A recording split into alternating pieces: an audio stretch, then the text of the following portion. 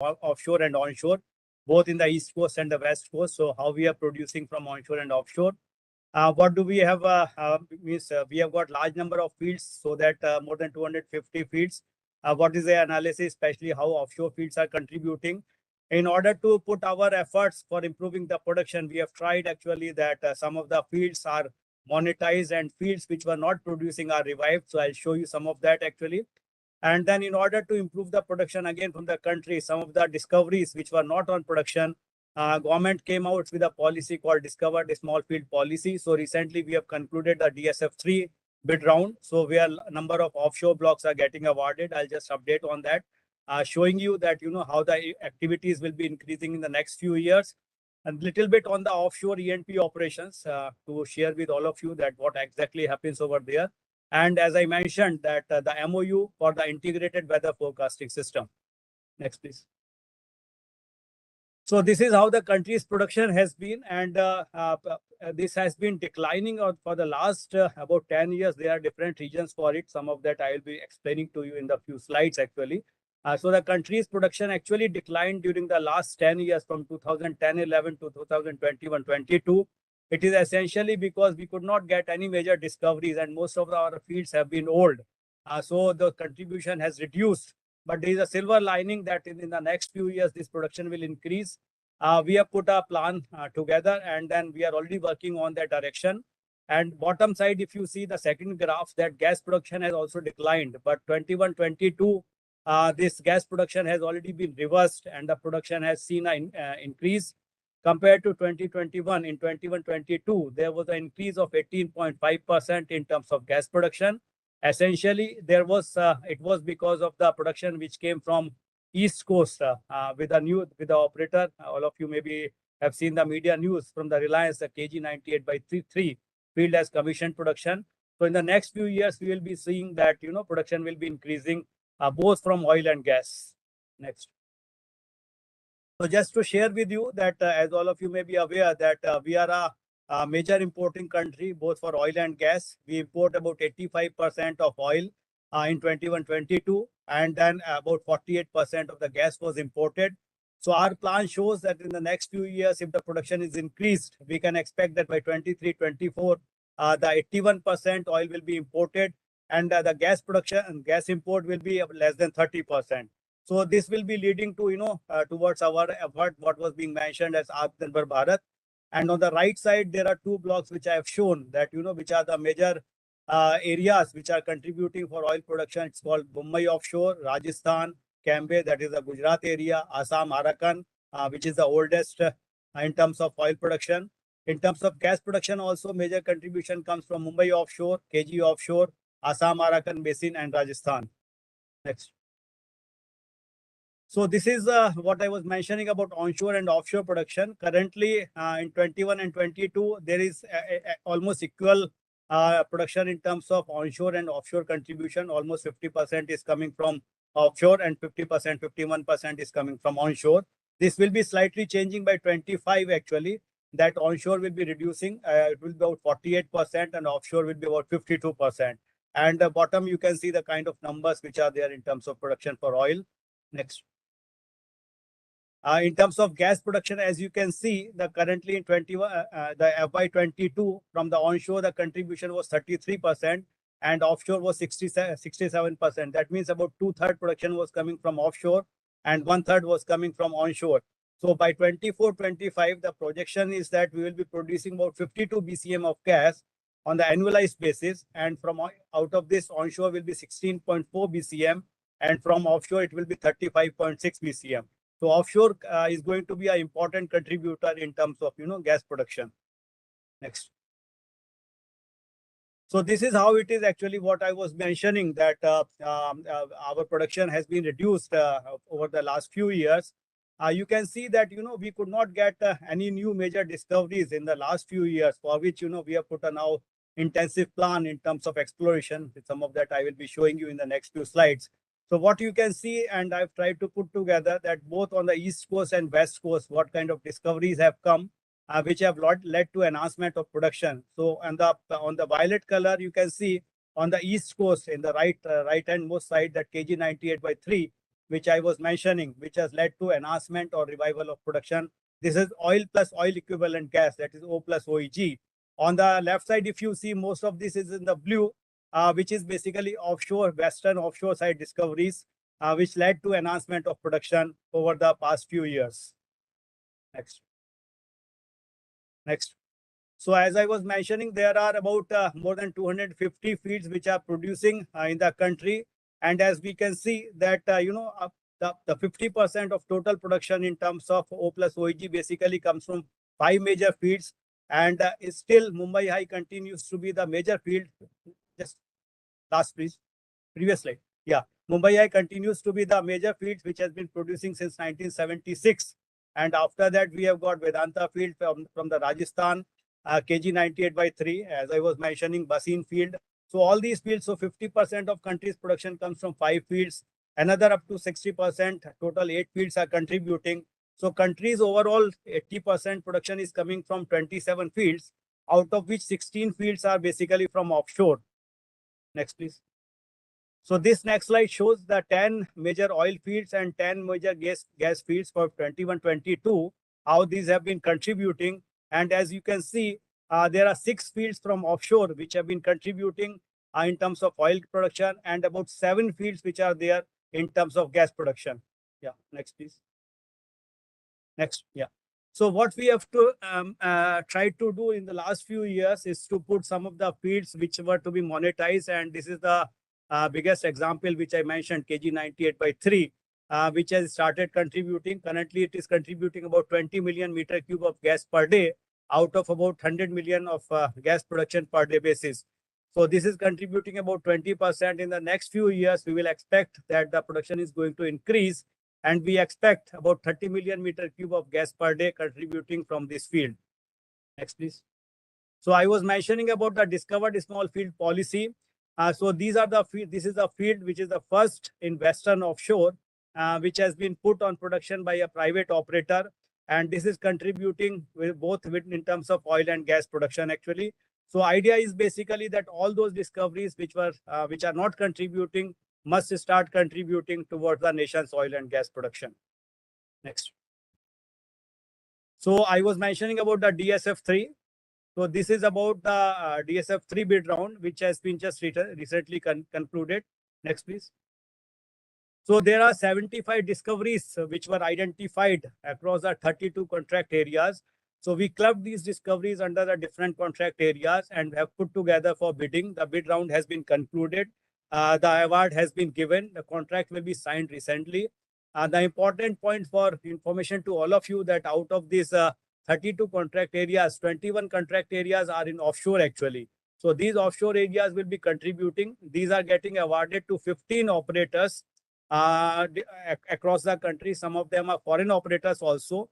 So when these operators will be coming and working over here, they will be requiring these services in terms of, weather prediction and all other kind of related information. Next. So as I was mentioning that there is total 232 million ton of oil equivalent which has been put for the bidding, out of which shallow water and deep water contribute about more than 200 MMTOE. And bottom side, you can see some of the graphs.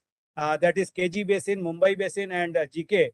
They have the maximum resources which will be put on production in the next few years. Next. So these are the 21 offshore blocks, as I was mentioning, marked under the different areas actually. On the left side, you can see Kutch offshore. There are 2 blocks. Mumbai offshore, there are 10 blocks. Cambay offshore, there are 2 blocks. And Krishna Godavari offshore, there are 7 blocks.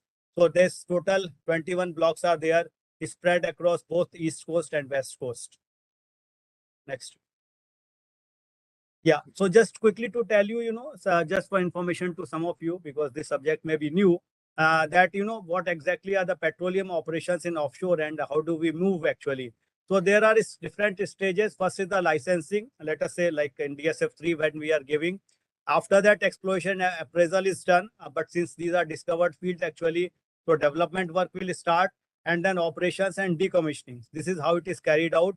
So we carry out the seismic work, then we carry out the drilling. Drilling may be of the exploration type, appraisal type, or development type. Then we carry out design, which includes the concept, basis of design and detailed design. We develop, which include the procurement, fabrication, construction, and commissioning. And then finally, operations and decommissioning. Next.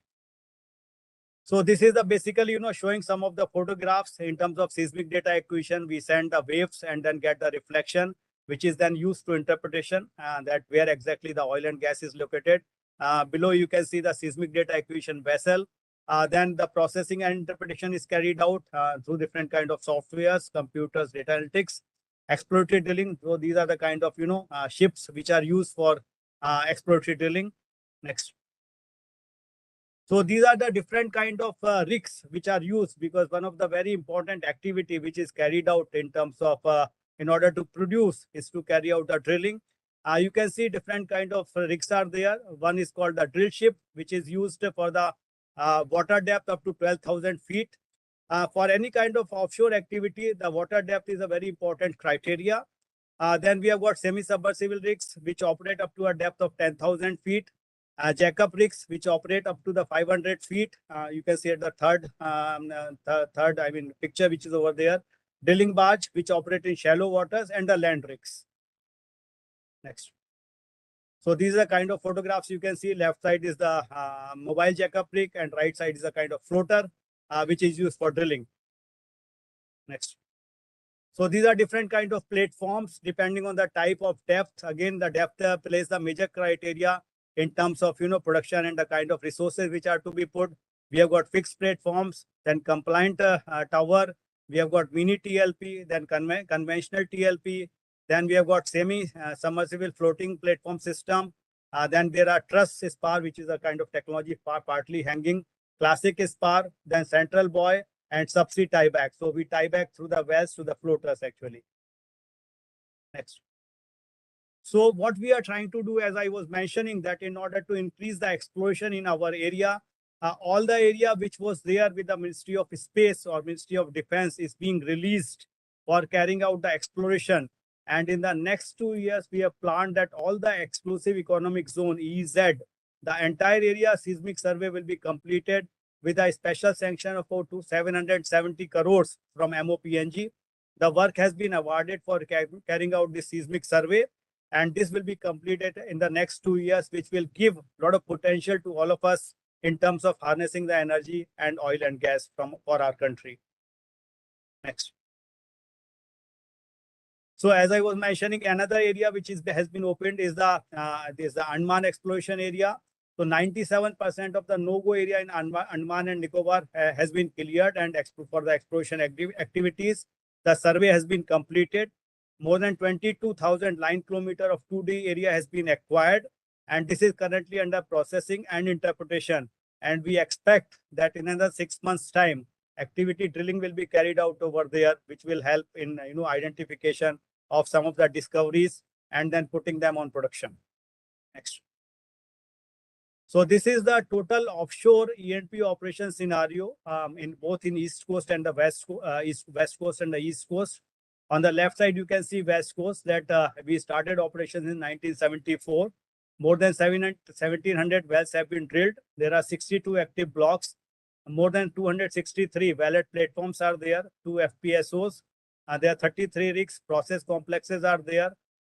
We produce about 14 million ton of oil in 21-22 and 16 BCM of gas. There are 10 E&P operators which are working over there.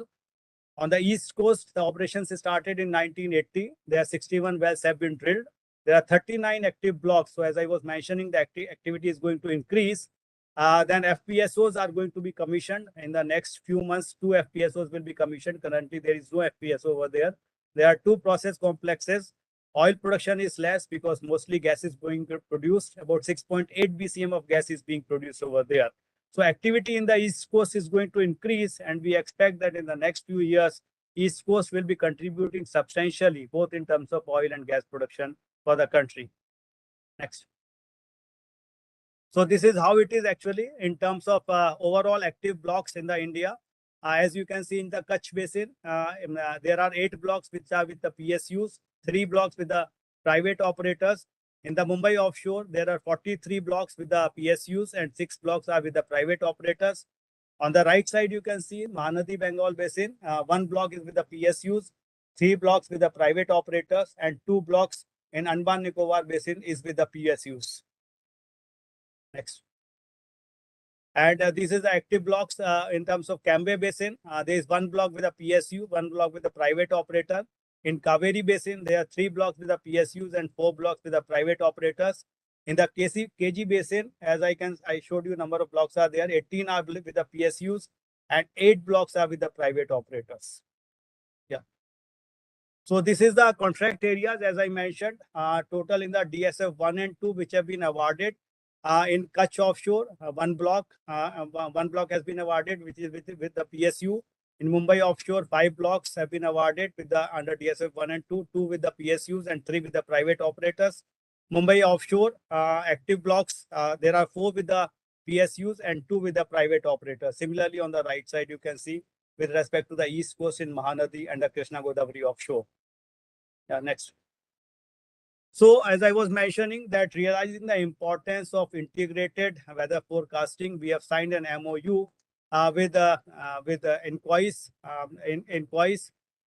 this Coast Guard, this Department of the Director General of Shipping, and DGH with respect to the developing a specialized integrated weather forecasting tool for specific requirement of offshore exploration and production operators in India.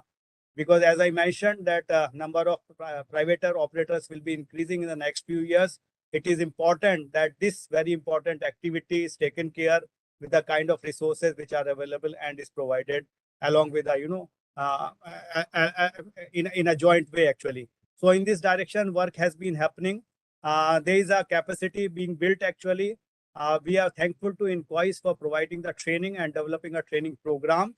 And in the next few months, we hope that the interaction will be increasing for providing this direction. Actually, today at 5 o'clock, I am meeting with most of the operators for DSF3, and we will take the issue forward for that interaction. And we hope that Inquis, along with the other institutes, will contribute through their services for providing a safe operations and providing a energy security to the country. Thank you very much for providing this opportunity and giving me opportunity over here for sharing some of my views and some of the information with respect to oil and gas outlook for the country. Thank you.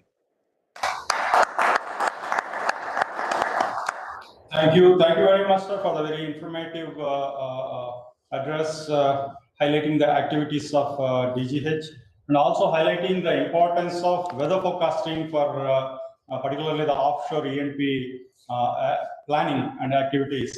I'm sure that the MOU which you have mentioned, Inquis, I think that will help you in efficiently planning the activities for offshore operations. I'm sure that with this collaboration, I think Inquis will become an integral part of your E&P operations in the near future. Thank you very much, sir, once again for kindly accepting our request and delivering the keynote speech.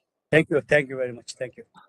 So now we move to the next session, that is presentations from Inquis. Now, where we are going to highlight the activities of Inquis, the products and services provided by Inquis, and also the ocean observing system that is being implemented by Inquis to meet the requirements of the operational services as well as the modeling activities.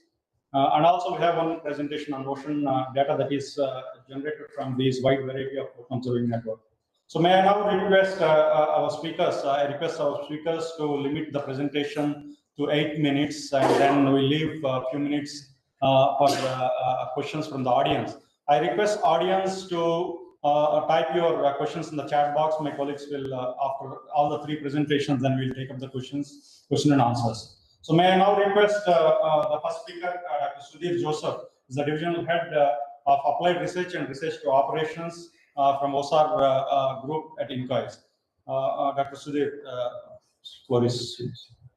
Thank you, Pratavi. And thank you, Pratavi. Today, the topic assigned to me is the Ocean Information and Advisory Services for supporting safe navigation and operations and for blue economy, development of blue economy. So, Inquis has a mission to provide ocean information and advisory services to society, industry, government agencies and scientific community through sustained ocean observations and constant improvements through systematic and focused research. And our stakeholders are the fishers, coastal population, ports and harbors, navigators, marine industries, Navy, Coast Guard, Marine Police, disaster management agencies, coastal tourism, and state administrators and academia and researchers. Soon after independence, in fact, we have seen there is a deficiency in connect between the end user and the science, the scientific laboratories. So we started, in fact, the country we have seen the white revolution, which is taking the production of milk into a higher level, and we have seen green revolution, which developed agriculture to a higher extent. In fact, in 2019, with INCOI starting, we started a blue revolution, but now we are popularly calling it as a blue economy development strategy for the entire nation. So if you look at our services cover a wide spectrum of users. We have an ecosystem service which involves the advisories to fishers, and it also has a harmful algal bloom component, which talks about which provides information about harmful algal bloom which can damage the coastal waters. And we have coral bleach alert system, and we have also ocean state forecast for waves, currents, sea surface temperature, tides, etc. And the target users are fishermen, navigators, port and harbors. The list continues. And we have started early warnings of tsunamis after 2004 tsunami, and these are widely used by disaster management agencies, coastal population, port and harbors. We have also services to Indian Navy, and Coast Guard is another major user of our service. So when we come to potential fishing zone, the basic approach here is to look at where fish aggregates. Normally, fish moves for two purposes. One is for feeding, other is for breeding. In this particular approach, in this potential fishing zone advisory, what we target is the fish movement for feeding, and it's a conducive environment for its stay. So we use satellite data products, and from that we derive sea surface temperature and chlorophyll. And chlorophyll is, as you know, the food chain starts with chlorophyll, the phytoplankton, then zooplankton, then fishery, going into the fishery. We also look at temperatures because fish try to aggregate in thermal fronts because of their environmental preference. And we provide fishery advisories in the form of text and also image, what you can see on the top right corner of the panel, and also textual information. And now we look at how long we can reach this PFZ. And in fact, our PFZ reaches all coastal states of India, and we provide it in multiple languages. As we all know, India has a coast which is covered by a population which speaks different languages. So our services are provided in multiple languages, and we reach to a large population. So in fact, our transformation of each services is very much organic, because when we notice that fishermen going into the sea, there's a requirement for them to go safely. So we started services of ocean state forecast, which involves several parameters, as you can see in the panel, like significant wave height, swell height, and wave period, and other parameters. We also have a demand from oil and natural gas industries for waves and currents in specific formats, which as you can see in the down. So we have if you visit our website, you can see that we are providing a wide spectrum of products which is provided to various stakeholders of these products.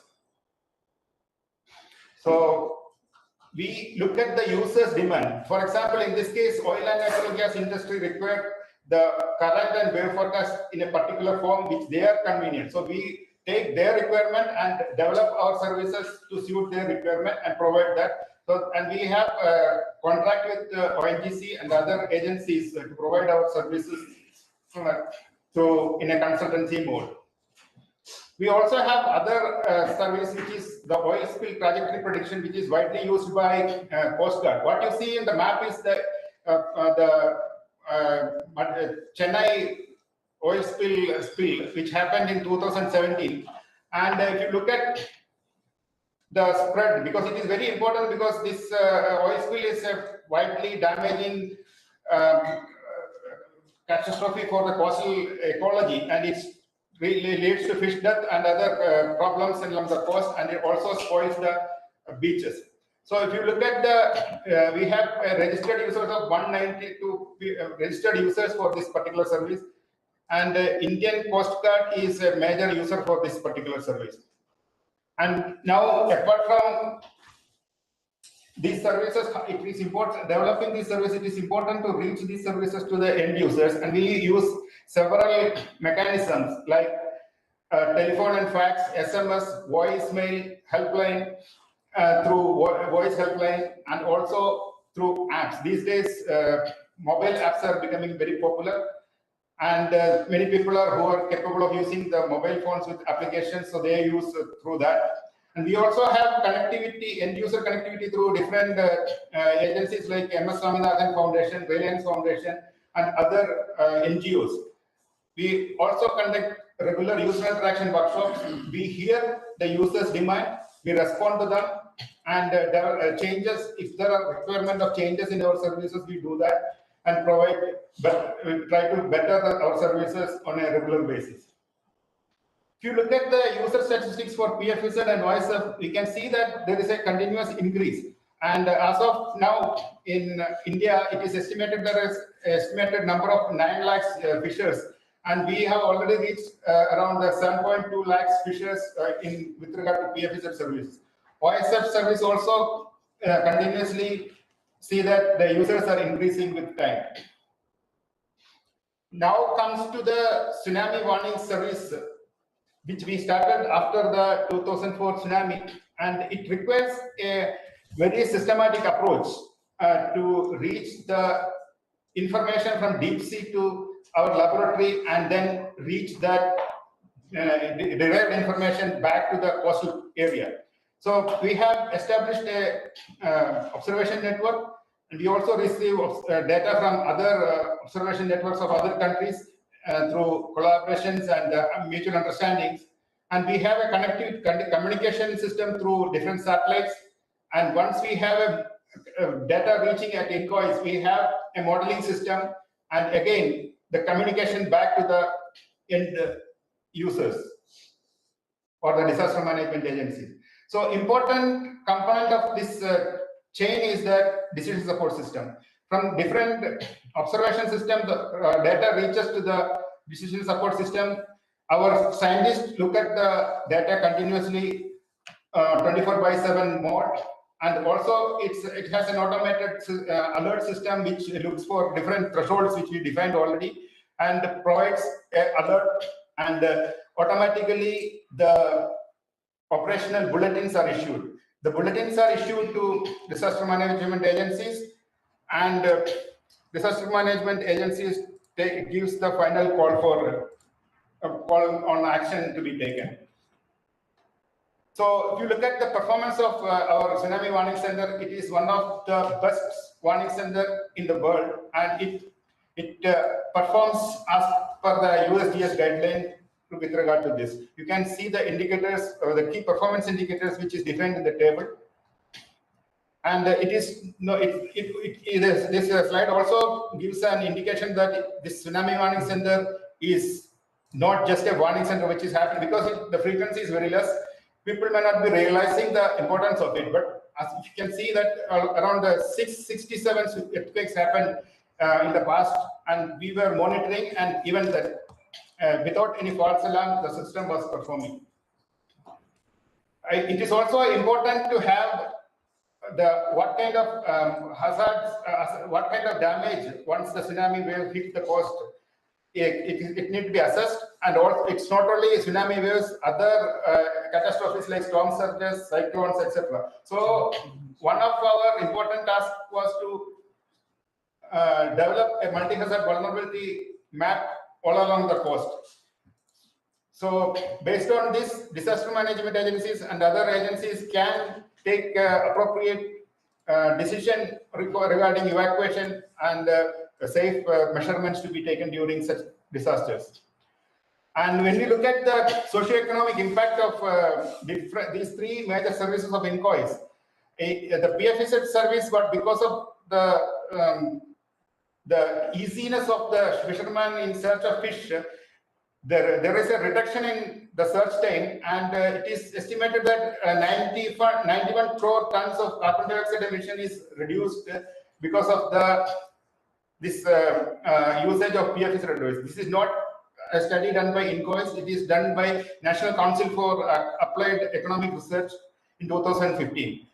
Indian Coast Guard and uses the the INCOIS forecast for plan their operational activities regarding oil spill contingencies, and the other economic benefits of OSF services are estimated to be more than 3.7 trillion.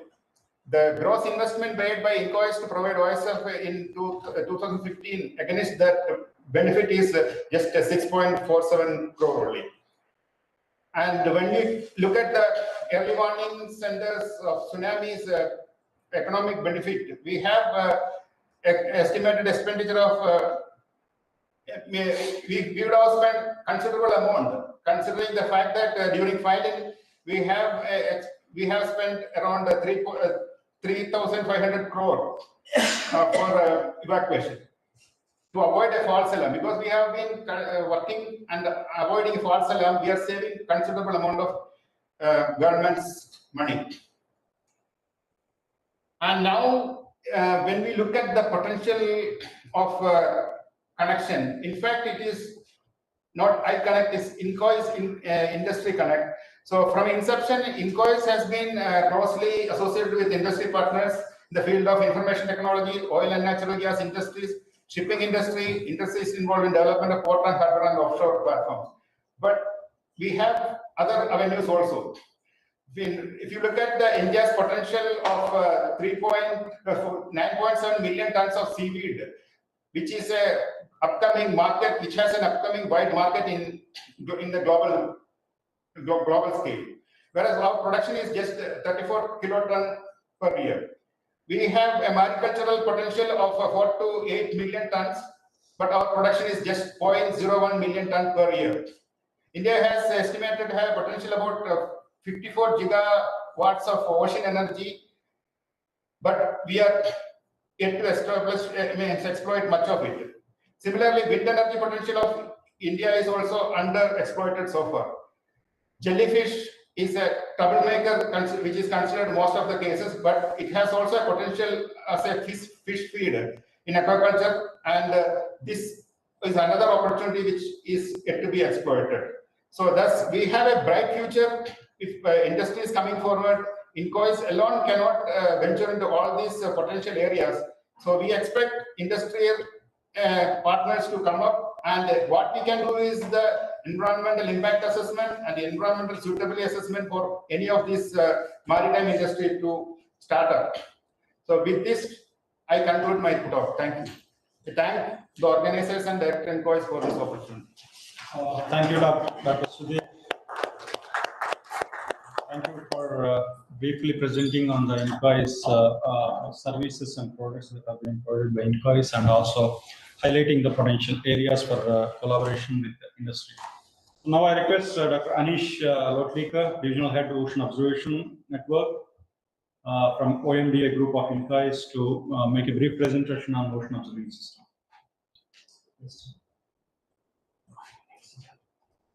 Anish, 5 minutes.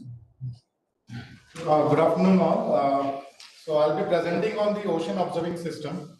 What are the observing system we are maintaining in the ocean, and at the end of my talk, I'll also be talking what are the potential scope for the collaboration of the INCOIS with the industries. So as some of my earlier speakers already spoke that INCOIS has been connecting with the industries in many other aspects.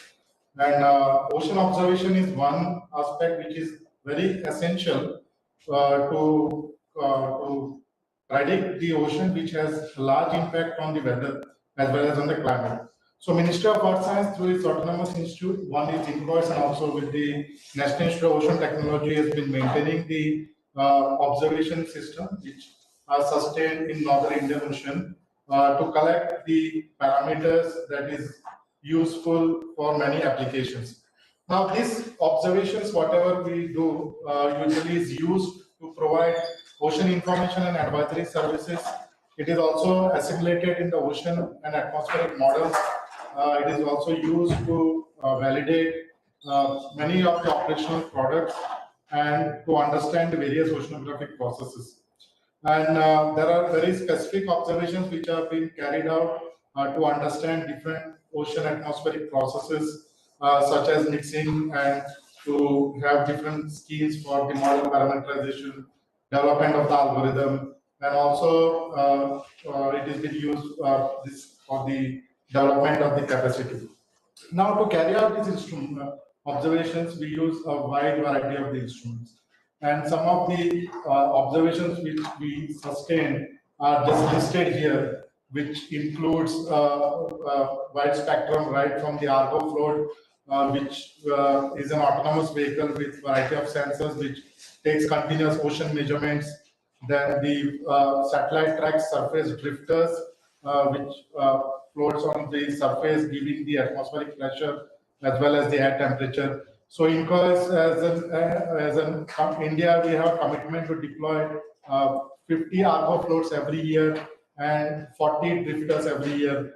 In addition to that, we also take continuous measurement using the expandable bathythermograph, and we also measure the waves along the Indian coast, having a network of 16 wave rider buoys, which measures the wave spectrum as well as the significant wave height. And we also have two biogeochemical observatories installed of Kochi, which has been planned to install of Kochi and of Visakhapatnam, giving the water quality parameters. Then we have 34 AWS automatic weather station installed over ships from the different Indian agencies like NHO, SCI, and our MOS ships and etc. We have a network of 36 tide gauges within the Indian coastal waters, of which the data has been very much essential to study the sea level as well as is used for the giving the warning against the tsunami. In addition, we have the network of 7 bottom pressure recorders installed of the Java Sumatra region, also the Makran subduction zone, to give an early warning of if there in case of any tsunamis. In addition to that, there are the coastal HF radar, high frequency radars installed and maintained by the NIOT, which gives the surface currents, as well as there are sorts of different buoys which have been maintained by NIOT, including the Omni buoys, and we also facilitate the Rama buoys also. So these are all the observations, sustained observation, which we maintain in the northern Indian Ocean. And in addition to that, we also use a wide variety of observing platforms or the instruments which have been used during the specific cruises. And the data from these particular instruments are used for many applications, including the modeling activities. So I'm not going to list out each and all. It includes like UCTD, microstructure profiler, and the air-sea interaction measurements using the estimate, and also we have installed one flux model. So these all are the instruments which are basically measures all the oceanographic parameters. Now I'll come to the main point here, where there is a scope, like the theme of this event, that is iConnect. So this government of India has highly prioritized the indigenization now. And there are different banners like Make in India and Startup India. So as far as the production is concerned, there is a scope to develop or manufacture or assemble the products which are made in India and prompt Indian players in the global market.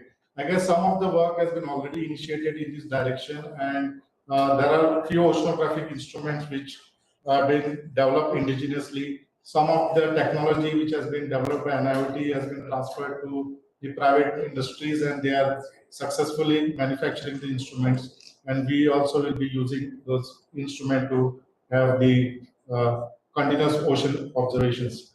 And second is to provide a service towards maintaining the observing system. So we have a lot of instruments taking continuous measurements in the ocean, and the private players, industries can also provide the service towards the calibration and maintenance of this system. So this is there's a lot of potential for the industries to connect with the observing systems of India. That's all. I conclude my talk. Thank you, Dr. Anish, for briefly presenting on the ocean observing network that is being implemented by INCOIS. As Anish has mentioned, that there is a lot of potential for the industry to work with INCOIS, particularly in designing this ocean observing network. And also, we are now looking towards data as a service. Probably there is a huge potential for the industry to collaborate with us, and we look forward for the industry to come up with some proposals so that now we can examine and work together. Thank you. Now I request Dr. Uday Vaskar, Regional Head Ocean Data Management of ICTD Group, INCOIS, to make a brief presentation on ocean data management. Yeah, thank you, Anish. He has already set the tone for my talk, because all that he has shown, the data comes from those observational platforms that we manage in our group. So this one slide, yes. So this one slide summarizes the activities that we undertake as a part of our ocean data management group. So we basically are fed with data from ocean observations that Anish has already shown. And apart from that, we have got a division which runs a host of general circulation models. So we get a lot of data from that general circulation models also. So this has been fed into our system where we manage this data effectively. So in a nutshell, we get in situ data from Argo, XBT, drifters, HF radars, and so on and so forth that has been already shown. And then we also have a ground station at INCOIS through which we get remote sensing data, mainly from for sea surface temperature, winds, chlorophyll, KD490 and all. So these are all again used in-house. So at our division, what we do is we do a lot of R&D on improving the quality of this particular data. So we have come up with a lot of algorithms for bulk treatment of this data, like polygon-based QC, cluster-based QC, and then visual quality control tools and all that. So once we do this, we assess them and then try to set quality flags for that. And once this is done, basically this is first used in-house by our modeling team itself. They assimilate this particular data into these models, and we get this output which are being extensively used for all our operational services. So once this is done, effectively managed, the next point is like, how do we make this data available to the end users? So again, we use a lot of latest ICT technologies for disseminating this particular data. We use our web services, we use live access server, ERD app, and also we sometimes use offline products to disseminate this particular data. And overall end users mainly students in academia and researchers from R&D institutes and commercial users. And coming to one point about offline is like when the data is too bulk in nature, we try to cut them in terms of CDs and then send to the people. This is one area where we can just think of this industry partners to come up with some effective ideas of handling this bulk data dissemination. So that will be one good area to look forward to. So this is more or less a repetition from the earlier presentation. So just a nutshell, which shows like what are all the different data sets that we get into our division and then what we manage. So all these in situ data from these sources we archive and then perform the QC and then effectively manage them. And this is just a flow which shows like how exactly we manage. We receive in different formats through emails, FTPs, from communication channels like VSAT and SAT, and then also we get through offline. And we do a lot of data processing in terms of different formats, and we push them into our databases, again from QC. And the same format we again serve to the end users. The way we receive, the same way we also try to serve to the end users. So here we can see like nearly about 15 TB of data per year is being archived at INCOIS from all different sources. This includes remote sensing, in situ, and also the ocean modeling. So it's a huge data, and this is the area where we are thinking of having a good collaboration with the industry. And this is the remote sensing platforms that are installed within our campus, and we receive the data. And coming to the dissemination mechanism, we use many methods to disseminate this particular data, depending upon the type, the size, and things like that. So recently, we have come up with something called a DisclOcean. It's a one-stop solution for all our data services. This was inaugurated by our Honorable Minister. And apart from this, for in situ, we use ocean data information systems, live access server, ERD app, open app, and offline, as already mentioned.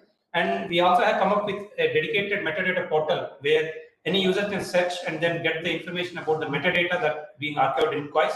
And not only INCOIS, all of the sister concerns of Ministry of Earth Sciences are also is possible to be checked through this particular portal.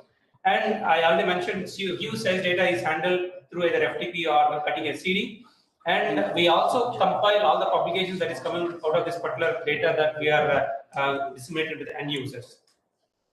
So recently we started to come up with a new service called Visualization as a Service VAS, where we wanted to have an idea like how much of volume of data, the type of data, and the different agencies that we are trying to serve to, and the latency, that time that we are providing the data and things like that. So this we want to expand to all other data sets and the services that INCOIS. This is also one place where we are thinking of having a collaboration with the industry. So this will be a very good, we can have a wonderful dashboards like this, which gives us the parameters or metrics for all the data and the services that we are entering through our center.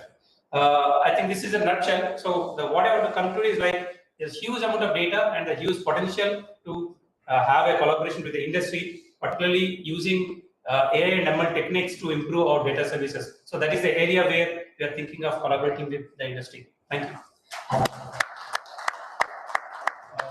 Thank you, Uday, for briefly presenting on the ocean data management activities.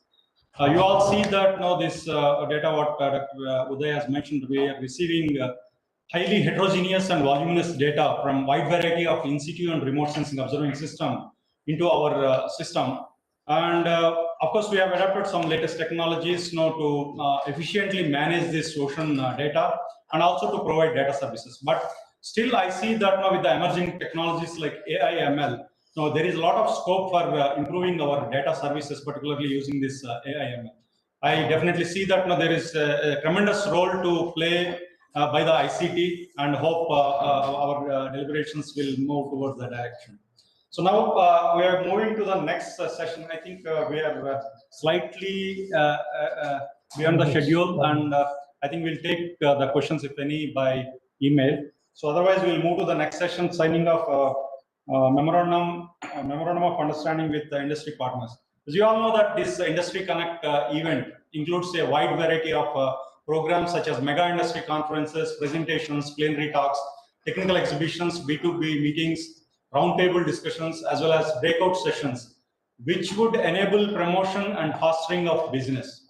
So INCOIS takes this opportunity to sign MOUs with 3 industry partners on promoting ocean information and advisory services and deep technologies to enhance ocean data and modeling activities at INCOIS.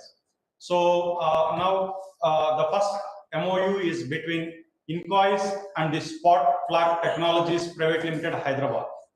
So the broad scope of the MOU is to explore the possibility of bringing together their capabilities and resources to assist in the development of a collaborative framework and applications for utilization of deep technology in the domain of ocean sciences and services.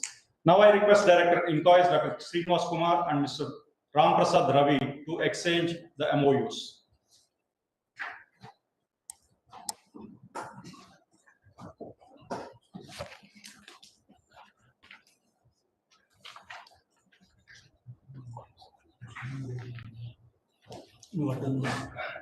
Oh, please.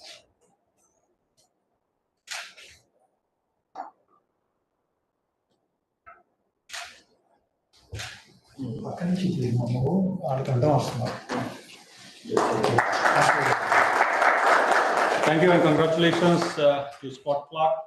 The second MOU is between INCOIS and Maritime Research Center, Pune, which functions under the Foundation for Underwater Domain Awareness, a not-for-profit Section 8 company. The scope of the MOU is aimed at undertaking the joint research projects, internship programs, exchange of faculty and scholars, and joint events and workshops. So I request Director Inquiries and Dr. Arnab Das, Director Maritime Research Center, Pune, to extend the. Thank you, sir.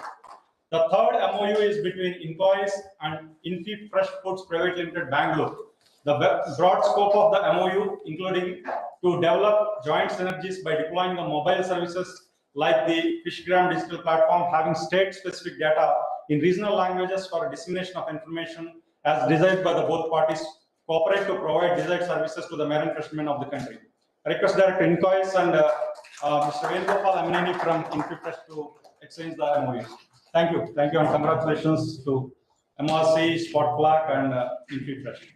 So now we move to the very important session, that is the panel discussion on opportunities, challenges, and way forward on the theme that is ocean observations, information, and advisory services. So we have drawn the panelists from, in the first presentation, we have different stakeholders from different sectors. So we have drawn a panelist from all the sectors to cover not the requirements and as well as to see the potential areas where we can collaborate.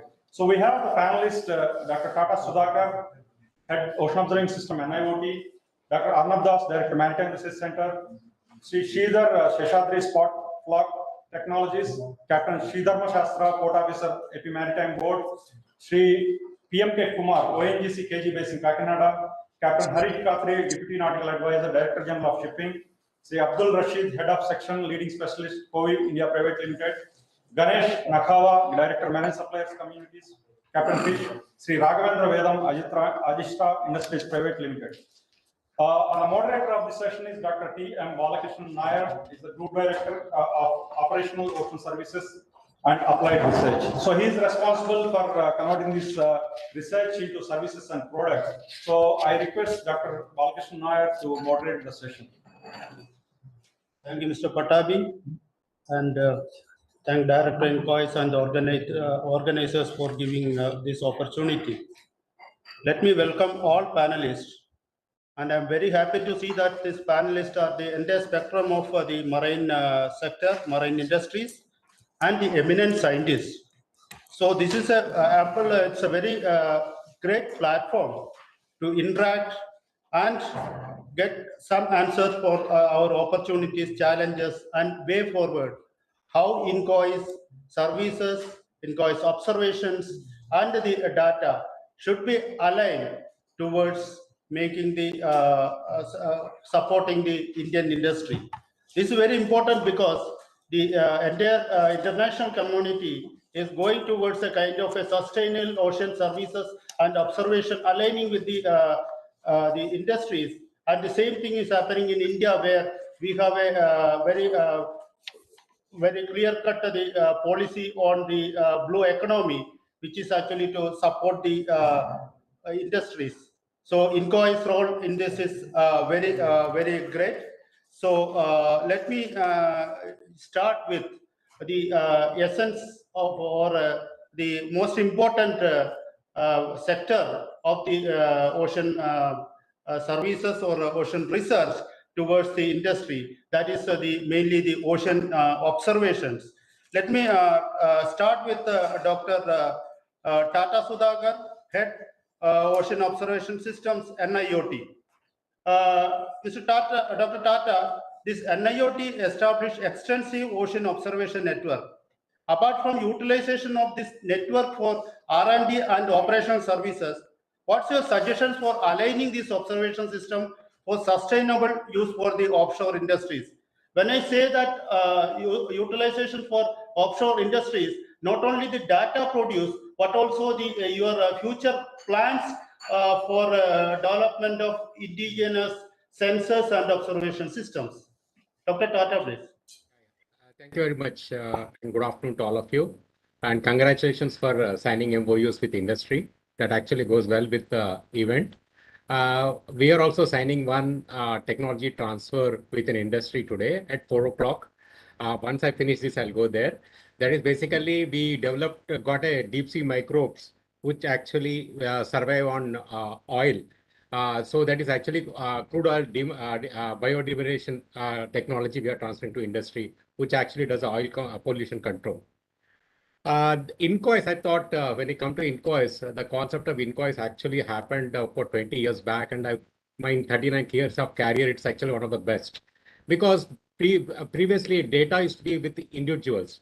What happened with the inquest actually is all the oceanographic data available with any person who's doing within the country has come back into one place.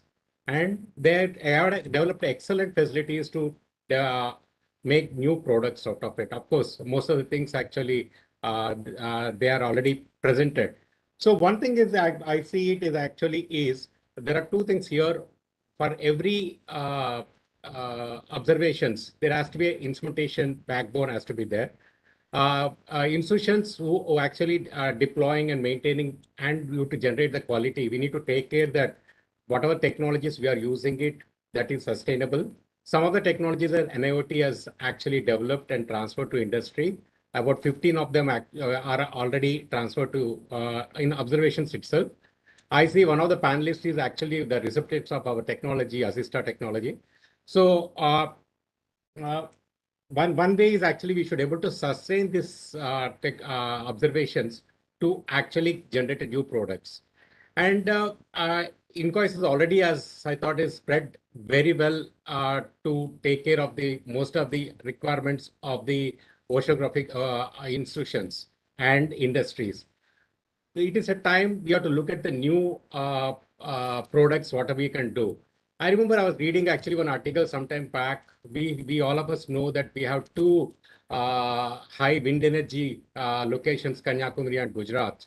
And then if you can forecast a wind actually perfectly, probably if it is a more power is going to come in that area, probably people who are actually generating like power plants who are using the coal, they can actually plan well when they can do the servicing of the plant. Like that, actually, we should actually look for new areas where the products needs to be done. And of course, the observation parts, it end because for every user industry requirement, their observation is going to be in different class. So I think today, as observations is concerned, India is capable of putting up observation platforms, both inshore as well offshore. Last week, somebody from the offshore industry has come because he was bidding for a wind farm off Kanyakumari, and they wanted to have a measurements, all of them, up to including the LiDAR measurement up to 100 meters contour. So the new requirements are coming because of the government is actually pushing for the more of the renewable energies. And land, I think, is we are almost coming up to some sort of a saturation, and then we are moving towards oceans. So we are capable of actually absorbing the technologies and giving it to doing the observations. And I think Inquest is actually reasonably very well equipped to do the new products was. That's what I think it. Thank you very much for your enlightening information on that.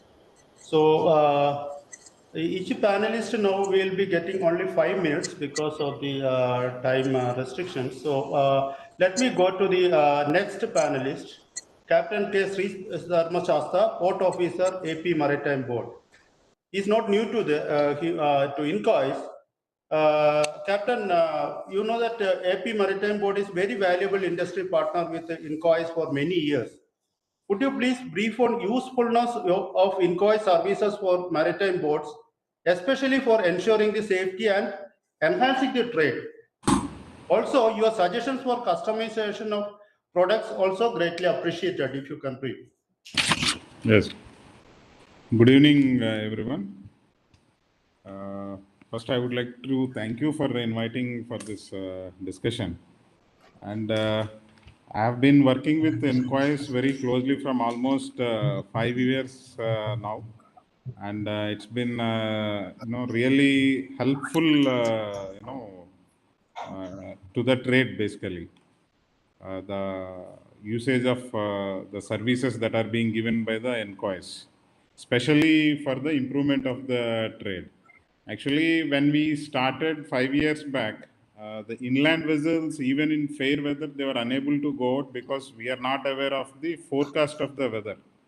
And we started this for what do you say, for the declaration of the IV limits also, DG Shipping has given a clear guidelines that studies has to be done and they have to be notified. So that has been done with the help of inquiries, which had helped actually Andhra, and I'm sure other states also have really utilized that. And because of that, in fact, registrations, inland vessel registrations have increased in Andhra Pradesh also. And furthermore, actually, I have requested DG Shipping, Director General of Shipping, for getting this study done throughout the coast of India. Once that is done, then we can, that will be very helpful for the improvement of the coastal trade, especially inland vessels where small owners are there. Now with the present there is one DG circular, there is a blanket restriction of foul weather. In the east coast we have only 5 months of fair weather, where in other 7 months all these inland vessels cannot go out. But with the inquest intervention in this, I mean, giving the data of the predicted data for the next 7 days or so, that can be dynamic. There is no restriction of 7 months thing and then only allowing them for 5 months. Now many of the owners are not coming forward because of this only reason, that only 5 months they have time to do the trade and rest all 7 months they have to stay back. So that needs to be taken care, sir, and that I think we have requested at Director General of Shipping also. But from your side also, if you can connect all the states, get this study done, and if that is available for all the states, that will really help to increase the trade in whole India. And small, I mean, owners will come forward. Not only the, big firms, but also the small owners will be there to, they will all will be benefited. And there are a lot of small owners who are ready to do. But because of one of the main reason is this, and that can be, sorted out by inquiries help. That is the main this thing, and which APMB has very thankful for inquiries for providing that services at very short notice also. And Dr. Bala and Hari also were very helpful, and anytime when we need to discuss or we need any data or anything, they are very helpful to us. Once again thank both of them and others also, sir. Thank you very much. But I request to please kindly look into this issue, which will help the whole country for the development of the trade. Thank you. Thank you, Captain Sri Dharmasastha. Let me go to the next panelist. Sri PMK Kumar is from ONGC KG Basin, Kakinada. Good evening, sir. Good evening, sir. Good evening, Kumar. Kumar, let me ask you that how much is the oil industry depending upon the maritime forecast and other ocean services for their daily operations?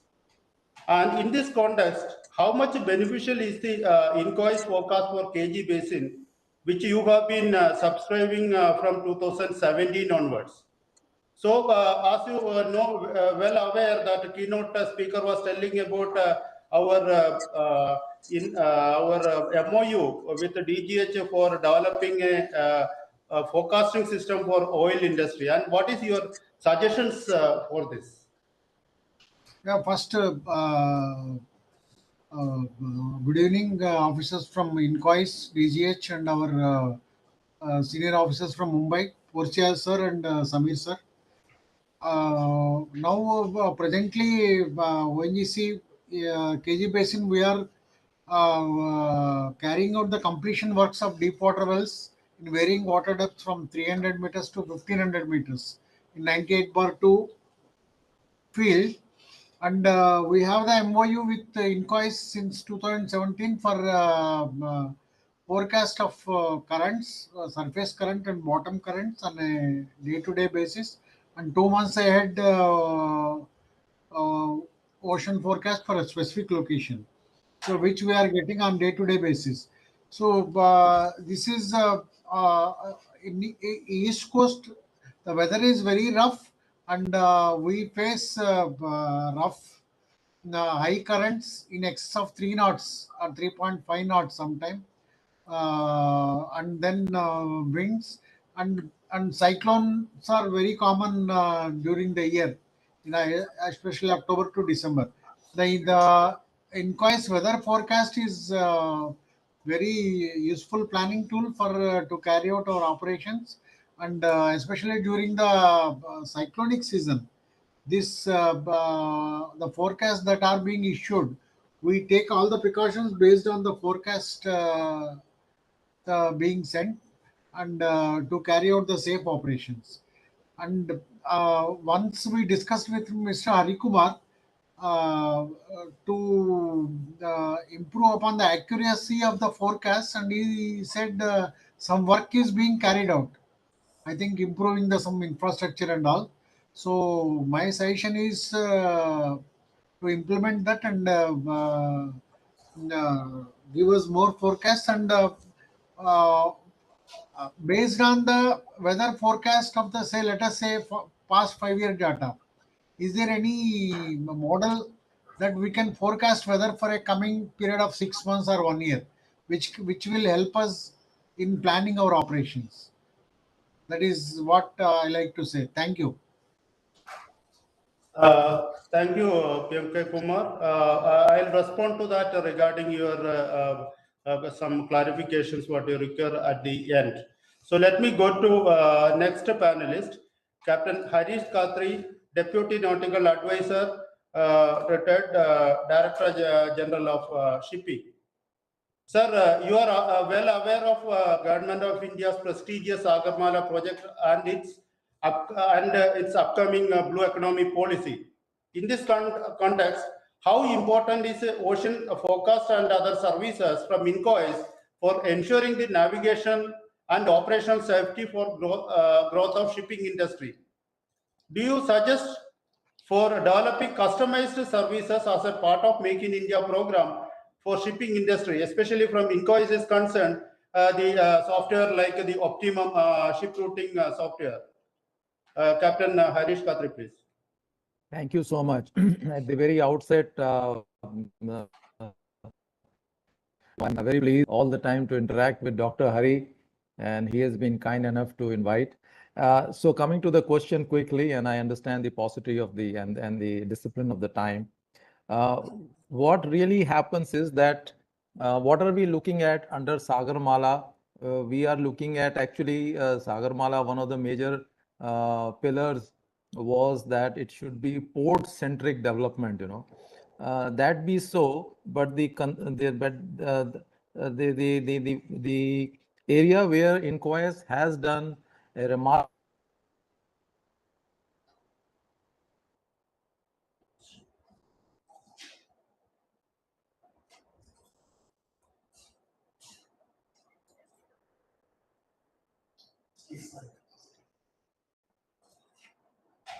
job.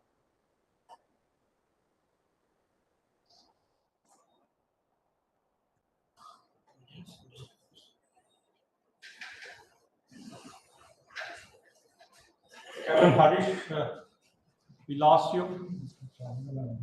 We call them in dynamic. Can you hear me, sir?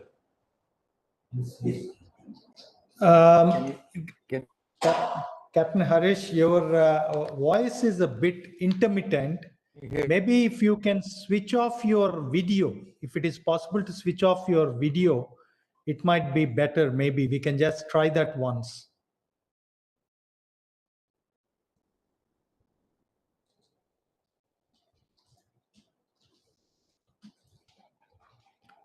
We are still unable to hear you, sir. Can you hear me now? Yes, yes, we can hear you now. So please continue to speak. Yeah. All right. All right. So I was saying that these vessels, they are called inland vessels, and by the very title of inland vessel means that they need to operate in inland waters. That means not the sea waters. But I don't know that the vessels are very important for our coastal cargo in the close proximity, geographical close proximity and also in waters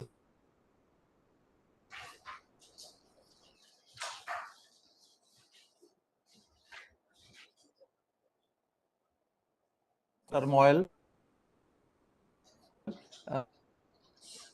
Uh, uh, and redone through the for the Maharashtra Maritime Board was that it's not all the 5 months that the provide navigational operability during a comparatively calmer waters was the main aim, and that would then use judiciously by the regulating authorities of various states, that is the maritime boards, could facilitate more and very clear movement of the cargo on the coast of India. Now, what happens is that though the Maharashtra Maritime Board has such an information now available courtesy to INCOIS and Dr. Hari in particular, there is this lack of confidence in the regulatory body to make exemptions for allowing such small crafts to move, even though the information, the data says, a forecast of 7 days says that weather is not going to be, let us say, a wave height is not going to exceed more than 1 meter significant wave height. So I really strongly believe on 2 suggestions. One, there is a need to impress upon the regulating authorities on the coast of the country to have more confidence in the data that is being provided. And secondly, that such data should be actually available right across the entire length of our coastline, so as that it is uniformly implemented for facilitating better coastal trade. These are the 2 things from my side. Thank you.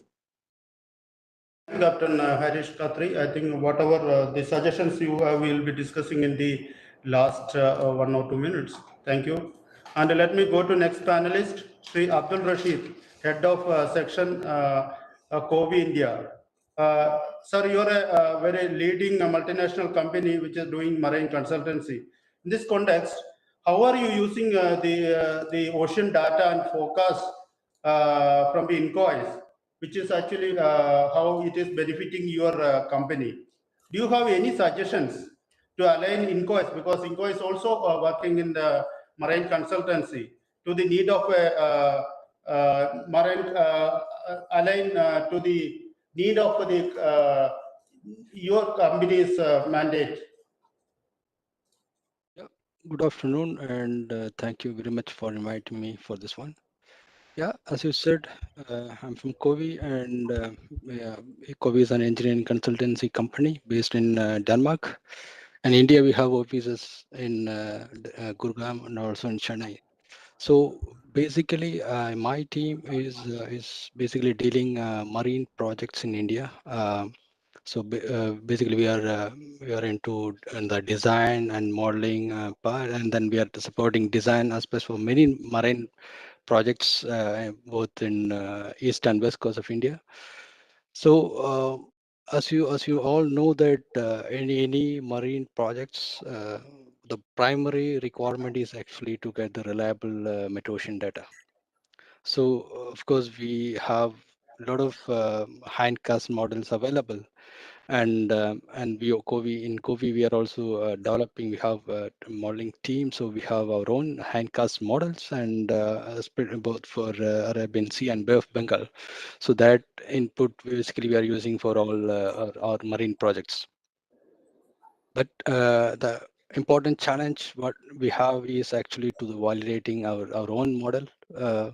For example, any pod project to derive reliable data inputs, we need to validate the model first, and then that has to be simulated for long time to get continuous hindcast, for example, 30 to 40 years or something like that. So in why we are using INCOIS in probably in 2 ways. One is actually we are using the buoy data available, which we'll be using for validating our own model. And as second thing is actually we will be using data from your hindcast model to validate our own model wherever the buoy data is not available. So why I'm saying it's so important, because in last year, 2021, in one of our project in Gujarat, it is actually a port project, and then we are supporting the EPC contractor. During Tokte, they lost almost 100 or 150 crores during because of the Tokte hit exactly on the I mean close to the port side, and then there is huge damage because whatever they construct got completely washed out. So we were helping them, and then during that time I contacted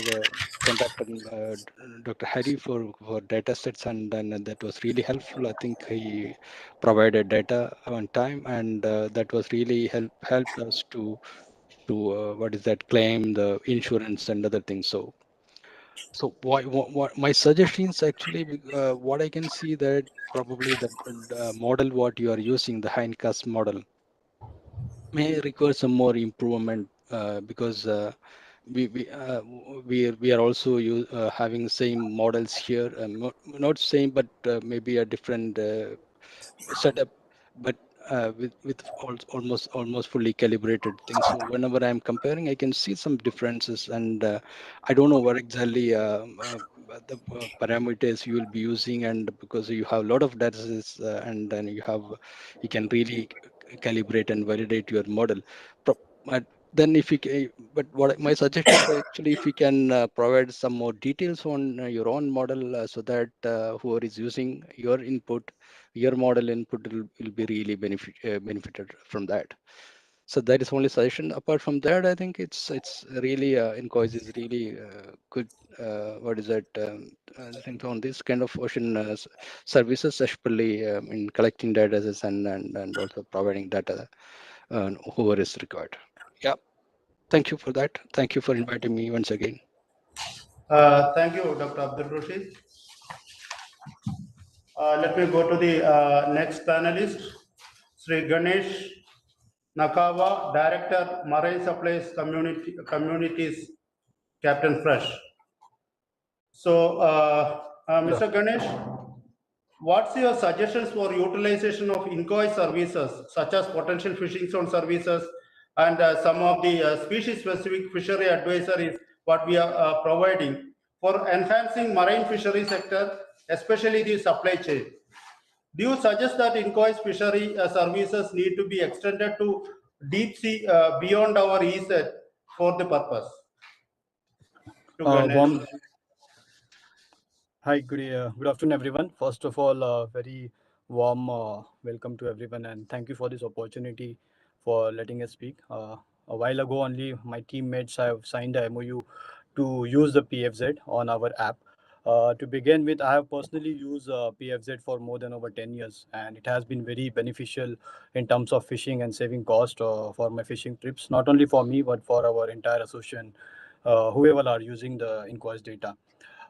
People have been using Incois for state forecast, ocean state forecast, and the PFZ for a very long time. But I think the information has been not passed on for the supply chain. So what we've been trying to do here is create a same kind of information data wherein this can be used for the entire supply chain as well, be it species like sardines, mackerels, squids, cephalopods also. There has been people catching fish with the help of PFZ, but I think that information sharing is not happening, and that is the reason there has been reports of a lot of post-harvest lost and fish been not able to transport on the right time because this information is not exchanged. That's when we have realized this information can be used if we create something wherein people not only utilize the PFZ to catch fish, but also report the data. And then it in fact becomes easy for a supply chain in terms of planning, be it exporters, wholesalers, retailers. Everybody needs the information, what's going to land onto the coast. And similarly, it can be planned in a better way. And at the same time, if you mention about species oriented PFZ, for example, tuna, oceanic squids or tuna-like species. Like there are so many billfishes in the deep sea beyond continental shelf. Resources have been available with us, and in fact, tuna information what INCOIS shares on a daily basis is helpful for some fishermen who have been targeting such species. But the challenge over here for the community and the fishermen has been the information is not passed on a real time. The guys who are using the big boats and satellite communication do use this information on a daily basis, but that information exchange is a very costly affair. But in terms of devices being available, in terms of IoT technology and all, we are planning to make it this information for the fishermen to be a real time that can be passed on. Because these all species are very highly migratory species. Once the information is exchanged, the chances are they migrate very quickly to the different waters, because in terms of oceans, currents, this all matters. So we want to study the entire data, from the time of PFZ, where the fish has been caught, how is the fish movement and all. So this all information gathering is a very successful model for supply industry and also the fishermen who are catching it. Another question in terms of how it can benefit supply chain, when I mentioned in terms of planning and logistics, when the landings are very low or when the landings are very high, this can be very successful model. We can plan better when the landings happen in terms of arranging logistics, in terms of arranging ice, and where there has no access. So many fishing villages on both the coast of India, where we have lesser infrastructure. Most of the fish is being caught on a particular day, but the information is not there, and that's the reason economically is not beneficial for them. They don't get the right price. So I think PFZ information with economics, it can be a great utility tool for everybody. Your second question about sharing information of PFZ beyond our EZ, I think we have enough resources within EZ also. If you look at the west and the east coast, continental shelf area is very less. So tuna and tuna-like species are available in the EZ. That information, again, it's not real time. That's the challenge.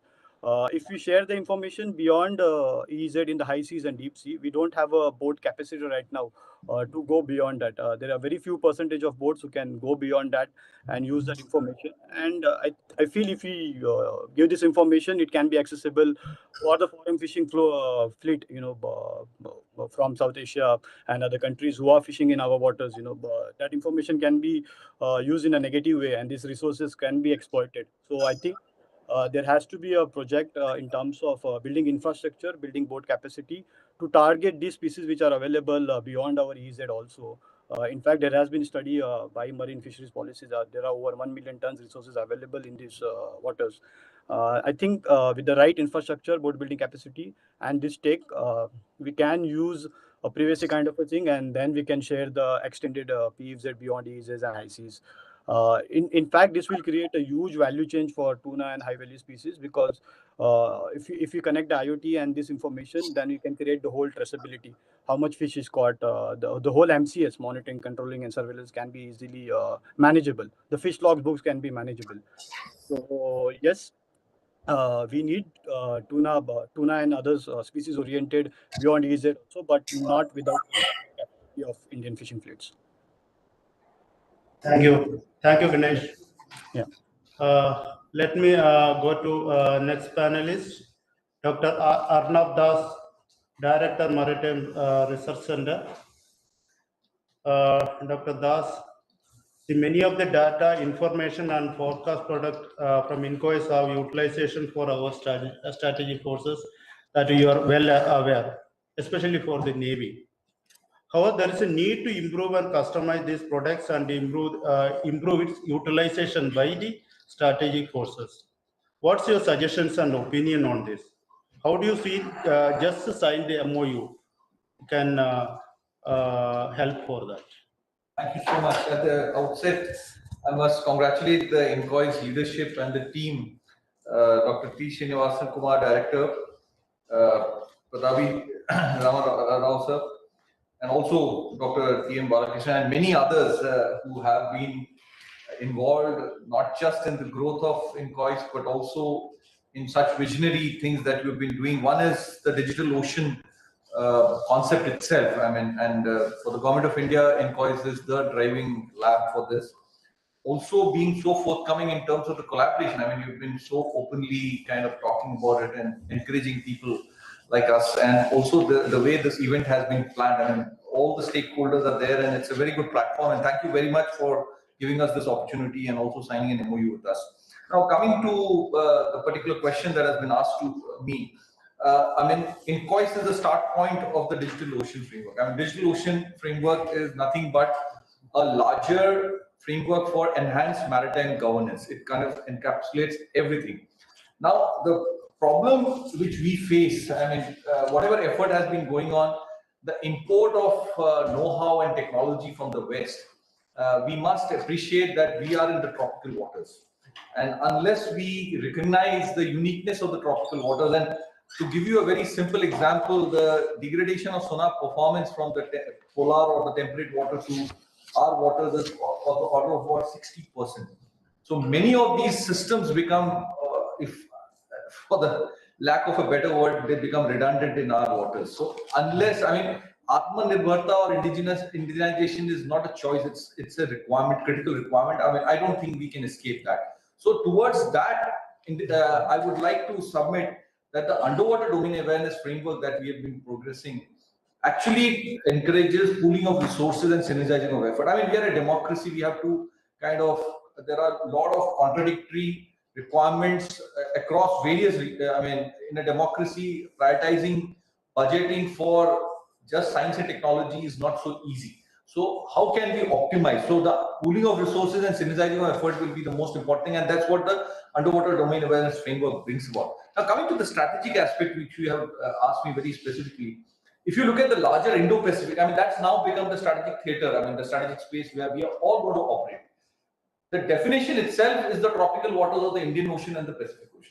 So globally, I think India has an opportunity to take the lead and be a front runner in terms of providing technologies for the tropical waters. Even the West is going to struggle coming and operating in these waters. There have been many, I mean, the might of US got challenged when USS Connecticut got grounded in the South China Sea. I mean, in spite of all their efforts in maritime domain awareness, UDA failed, I mean, if I may use the word. So there is a tremendous requirement, and what my request is that organizations like INCOIS, which is a, you know, the driving force or the most authorized agency of the government, should focus right on the top, on providing the data and building the right infrastructure, very high quality state-of-the-art infrastructure. But when it comes to the application, it is the organizations like us, or I mean, there are so many other organizations like us, I mean, the private agencies can work on the application and kind of complement the larger digital, but there has to be a control. I mean, as my good friend Dr. Tata right at the beginning initiated, I mean, something like INCOIS is very, very important, because you have to have not just you know, you providing the data, but also have a larger control as a nation, because this is a national asset. It can, I mean, many speakers have also talked about it, that it cannot be just free for all in the wrong sense. So there has to be some measure of kind of keeping some control. So that's where INCOIS role is there, but working on the, because so many applications are there. I mean, if we just start working on various species, there is no end to it, and various communities, there is no end to it. There is so many strategic requirements, so many blue economic requirements. So there's an endless requirement, and that's what we are trying to build from a UDA framework perspective. What kind of policy intervention, what kind of technology intervention, and what kind of capacity building that we need to focus on as a nation. I mean, we have been recognized by the NITI Aayog. We've submitted a detailed proposal on what should be the national capacity building framework, and then going into the specific. So that's my submission. Like when we talk about specific Navy requirement, unless we overcome the tropical waters, I mean, various organizations, Navy, Coast Guard, they have been importing technologies, but we have not been able to achieve the desired results, particularly because of the uniqueness of the waters that we deal with. So I think there has to be a lot of focus on capacity building ourselves, and more specifically acoustic capacity building. I mean, even things like shrimp farming requires a whole lot of things. And I would like to give you a very interesting example. When in 1988, a nuclear submarine got stuck because of the shrimp, the snapping shrimp noise. So when we grow as a nation, we can get into all kinds of new dimensions, and we have to address them. I mean, today India is one of the major global powers, so we cannot afford to be ignorant or be left out of certain dimensions. So that kind of scaling up cannot be done by government agencies, and I think this is a very welcome step, and we are more than keen to complement and contribute to this larger. I hope I have been able to answer your question. Thank you, Atmakas. Thank you very much. Let me interact with the next panelist, Sridhar Sheshadri from Sportflock. So the emerging technologies like AI and ML, how potential they are to improve the ocean services. What are the different application of deep learning in improving ocean services? What you have already heard of from our the scientists from INCOIS. How Sportflock can help INCOIS in improving the data and services being rendered to various stakeholders. You know that they are very much in need of this data in the context of our blue economy improvement, boosting our blue economy. Over to Sheshadri. Hi, good afternoon, everyone. First of all, thanks a lot to Dr. T. Srinivas Kumar, Director INCOIS, and the event coordinator, Mr. E. Patadni, and INCOIS itself for inviting us and signing the MOU. Getting to the answer part of it, deep technologies, as you know, it starts from as simple as data pre-processing platforms, business intelligence, visualization, and it goes up to machine learning, artificial intelligence, blockchain, IoT, computer vision, NLP. I mean, that's a big mix, and that's what we are working on. We have built a platform called IntelliHub. It's a suite of all of these services put together, and it's an indigenous platform made in India. If you look at the global trend currently, we can clearly see, even if you move the needle using the data and with these AI models by 5%, it's huge. I mean, like the kind of impact it can create. I mean, like we talk about accuracies of 90% and above for different scenarios. Even if we look at different verticals, like which are not ocean specific too, I mean, even 1% accuracy shift for certain industries is huge, specifically like oil and gas industry. So, I mean, like there are multiple avenues that I actually heard today. I feel like standing shoulder to shoulder with INCOIS, the kind of talent that we have on our team, from people on team like that we have from Amazon, Facebook, like they have worked on all of these kind of organizations, specifically in AI space. They have dealt with a lot of data, and we are really very excited that what we have built as a product, we can bring all of that into this. Take it to the next level altogether. We can enable things like model as a service. There is a challenge that somebody is talking about, like how do we use those models and enable it for industry. This visualization as a service. We have some of these capabilities already built in our AI platform. Coming specifically to the examples of use cases probably that INCOIS is looking at, like from my understanding with my previous interaction with the team, there are these AI deep learning weather prediction models that we have built with UNET CNN, where we can classify and we can know exactly with pretty high precision and accuracy about the weather, ocean bottom, basing which we can actually do a lot of high quality automatic ecogram processing, where the accuracies can go higher. There are things where we can use like drift and Argo data, which is absolutely like in bulk available right now, and we can actually increase the accuracies. I won't claim like about 30%, but even like something between 27% to 30%, like in next quarter, that would be a huge contribution from our side. There are actually a lot of things that we can specifically do in the other MOU that was signed related to oil and gas. There are organizations where we have worked with some oil and gas industries, national bodies and authorities, where like there's sensor data of wellbores, seismic surveys, pipeline prediction. I mean, there are many such things where we can actually generate insights for identifying the suboptimal operations and impending failures even before they occur. So there are things like these where we have some of the models ready, the way we have built our AI platform, from say classifying species, identifying potential fishing zones, insight generations for impact of climate change, tracking migration routes of species. I mean, there are many such problems that for sure Sportflock can pick up, use IntelliHub, enable INCOIS, work together and use the supercomputing power of INCOIS and like get to the next stage. there are certain things like ML operations which will enable making machine learning easy. All the scientists with like their knowledge, their own expertise, with very minimal getting into the coding part with our self-service platform can actually contribute a lot. That's what like I see as a big game changer for everyone.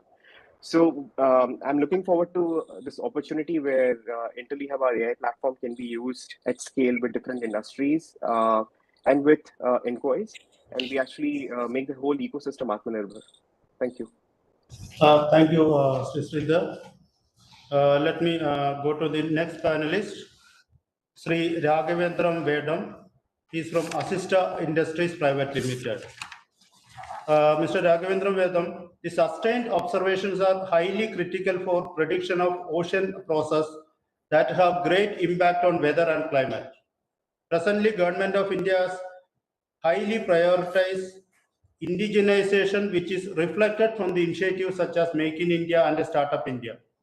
How the industries can facilitate cost-effective indigenous instruments and services for continuous monitoring of ocean parameters. Good afternoon, everyone. Thanks for this opportunity. Are you able to hear me? Yes, we can hear you. Yeah. The first point is the sustained observations are how important for weather prediction. No offense, we all know that the available weather prediction models are not that accurate and reliable. So there is a need to develop more accurate and sustaining models. To achieve this, we need enormous amounts of accurate past data. From that data only we can predict or derive these models. And this data from all over the globe is needed. At present, we make remote measurements from satellites for this purpose, and the data is not that accurate because it is remotely measured. As the industry is moving towards cost-effective and more accurate instruments, we can deploy a large number of sensors all over the globe and network them to get data to a central station. And over a time, we can improve the performance of the prediction models. The thing is, we need accurate data, unless these prediction models won't work. The second point is Make in India and Startup India. We have been hearing the word indigenization since the beginning of this millennium, but practically with no observable outcome. Only in the recent years, Government of India has prioritized indigenization to a great extent with initiatives like Make in India and Startup India. This is a bold step towards that is reflecting practical materialization of indigenization. The Indian industry is trying to move towards indigenization, but one issue remains to be solved. We need cheap foundries in India. Otherwise, we end up importing components and assemble it in India and call it indigenous. But that is not indigenization. We need the chips to be manufactured in India only with raw material, as well as the sensing elements also.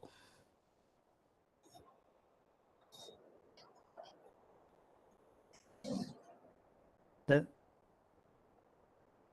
next thing is cost-effective instruments for continuous monitoring. The Indian industry is already providing cost-effective indigenous instruments for land and upper air soundings, but ocean has been left out. The industry has the capability to build instruments for ocean applications, but lacks the practical domain knowledge of the ocean. some support is needed to the industry to deploy their instruments on live conditions to acquire practical domain knowledge. It is very difficult for a small company to deploy a sensor in the ocean. It costs hundreds of times the cost of the sensor to deploy. So we need some support so that they can test their instruments and get the practical domain knowledge. The Drifter Buoy project is such an initiative. The industry needs more initiatives like this for ocean soundings and weather stations on moored buoys or ships and upper air sounding from ships like that. So if some support is given to them for ocean related deployment and testing, the industry will be able to deliver cost effective solutions. Hoping to see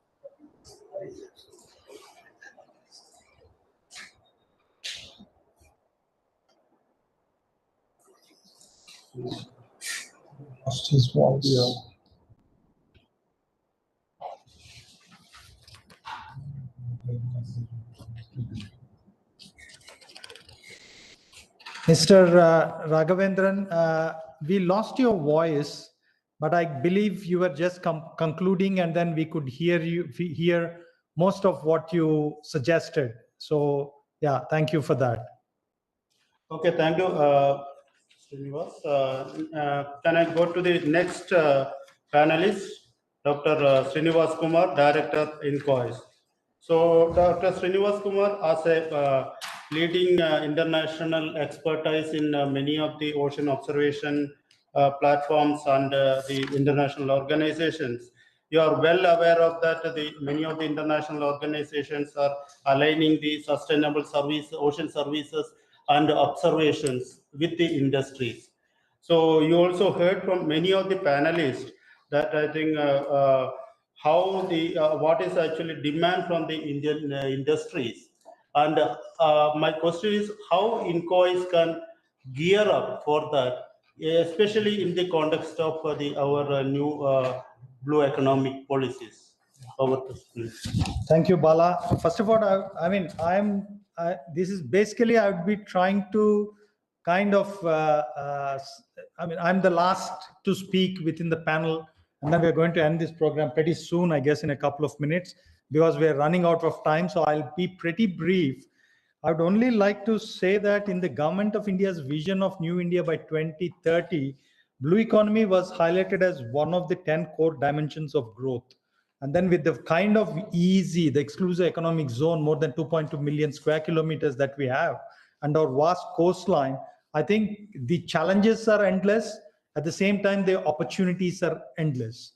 So I really would like to thank all the panelists. I mean, it was great hearing from all of you. I mean, you're all industry stalwarts, experts in your own areas. In fact, I was kind of trying to jot down the points as you all spoke, and then my colleagues have been taking notes. So I think we will continue to work with you. And coming to Bala's question on how INCOIS will try to engage with the industry, both international and nationally, on what is happening in oceans. Like, for example, Tata mentioned about instrumentation and being able to indigenize instruments. And then the last panelist from Agista, Mr. Raghavendran, he spoke about how the technology that is transferred from NIOT, which is the Drifter buoys, has been kind of come into a operational as an operational product. So the message from the panel that we need to actually continue to do this.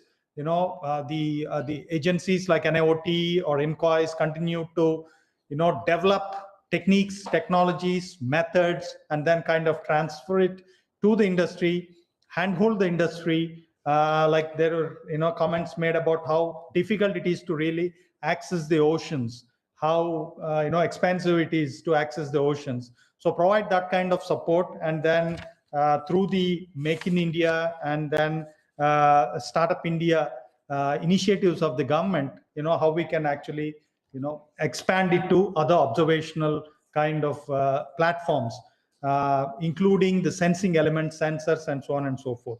So that I think is something that we'll continue to do amongst the MOS institutions. And then we also heard about, on the industry front, we heard from both the ports and harbors as well as the shipping that the IVL, the inland vessel limits, how important that information is, but then how currently it is actually is not that information is not enforced by the regulatory authorities. So we need to build that confidence within the system and then develop products, which are which can span across the entire coastline of the country, so that can enhance the operations of our, the inland vessels. So it can enhance the operational windows and so on and so forth. So I think that's an important area where INCOIS will continue to, develop, and then of course also work with the industry. There is a big role for the industry again out there, both the shipping industry and the ports and harbors. Then we also heard from the energy sector, the oil and natural gas industry. We've heard how the information is important, what they get right now, but then how we need to also enhance the products. Like, for example, that holds good with any of the products that we talk about. Any forecast products, they come with certain level of accuracies, the models, and so on. So we need to invest our manpower and resources and our expertise into developing or enhancing the accuracies of our products, the spatial and temporal kind of forecasting capabilities of those products. So that which we'll continue to do. We are actually working very closely with the oil and natural gas industry. And then, of course, we also heard comments about how these products, the forecasting products, can be helpful for wind energy and then so on. So that's something which we have taken note of. And then we also heard from the industry partners like COVI on how the data itself is very important for the industry. Industry partners such as COVI, who take up design projects on how the long-term data sets are important. So we need to sustain the observations over long periods of time, and then how the hindcast models, the modeling is very important, to develop those design, products. So that is something which we'll continue to again work with the industry. So we have heard very useful also comments from our colleagues from Captain Fresh, how you would like to, how important it is to actually, extend these products down to the value chain. Not just saying that, okay, fish is available, you go and fish here, but then taking it right to the fisherman on the sea, and then trying to actually build an entire end-to-end value chain in fisheries. So I think that's again something where we will certainly take the help of the industry. I think through this MOU and then through the other industry partners, I think we can certainly we will improve, we'll try to enhance those aspects. As a fishing industry, you also mentioned how we need to build our capacities to really, harvest resources beyond our continental shelf areas into the EEZs. I think that's where, again, the industry now, if you know that the industry knows that there are products that are available from INCOIS, which are, data-driven scientific products, then that's an incentive for the industry to really move to these kind of high, investment kind of options where they build capacities, build ships, build, processing facilities to really harvest the deep ocean resources. Now, I think that's something we will continue to work with the fishing industry, the processing industry, and so on. So I would like to, of course, Commander Arnav Das also mentioned about how important the underwater domain awareness is actually for general understanding the oceans and also for the strategic reasons. I think that's the capacity that we will continue to, I mean, it's a new thing. I think that's the capacity that we will continue to work with the industry partners, with research institutions like the MRC, and see how we can actually build better products together for the, our strategic requirements. So with these few things, I would like to thank all of you once again, and I would also like to mention that in addition to all these wonderful national initiatives that we have on to achieve Atmanirbhar Bharat, on the international front, the years from 2021 to 2030 have been recognized or have been identified as the UN Decade of Ocean Science for Sustainable Development by the United Nations. So there is sort of, these initiatives are bringing together stakeholders across the globe who are working on oceans to observe the oceans, understand the oceans, model the oceans, forecast the oceans, and then sustainably manage the oceans. Because the ocean health, it is actually reaching a stage of irreversible decline. So this ocean, UN decade is something which actually should bring us, all of us together, and then, make sure that we all work together to actually, to actually implement our country's, blue economy framework, which is being now, finalized, and then also make sure that we do it in a very sustainable manner, and then we have very sustainably managed oceans and coasts. So thank you very much, Bala. Yeah. Thank you, Srinivas, and you very clear-cut way you summarize our discussions. Thank you very much. It makes my effort concluding was comparatively very easier. I think, see, we have a lot of MOUs we signed, but basically, having heard all the panelists, I feel that because we are now going more a kind of a commercial and strategic sector, inquiries also should come with some kind of a business model with the industry partners. That is what to my one of the suggestions after hearing all the panelists. Other almost all sectors actually we have covered, and their demands and their aspirations on inquiries is well put forward, and Srinivas already mentioned about that. So mainly what I feel is that there should be a kind of a industry specific informations and services are needed. More importantly, now the many of the sectors are asking not only a kind of a service that is actually for forecast that is 10 days, but many of the sectors want a kind of a more extended and seasonal forecast, because that is very important for them to plan their operations. So inquiries, I think we are also gearing up for that purpose. And the fishery sector, when we ask the question on whether we should actually go for the deep sea fisheries, the suggestions came from, yes, we can do that one, but it should not be available to other stakeholders from the other South Asian country. But I think, see, one thing what we thought is that because our coastal areas actually the fishery is getting reduced and its sustainability is questioned, and I think that is what we thought, that we should actually go the deep sea for the more focused fisheries. But we are also gearing up for that kind of a system to provide this information. But whether it should be restricted to only India, I think we can do that one. So these are the things, and more than that, the AEML technique, which is actually coming up, it has a lot of potentials for the improvement of our numerical weather predictions, especially the bias correction and that kind of stuff. Even the extended prediction, it has got a lot of potential. So these are the things I think inquiries will consider in near future. Thank you very much. Thank you all the panelists for a very fruitful discussions. Thank you. Thank you, Dr. Bala, for efficiently managing this panel discussion within the given time. And I also thank all the panelists for their active interactions. I also would like to thank Dr. Srinivas Kumar for summing up of the panel discussions and giving the directions.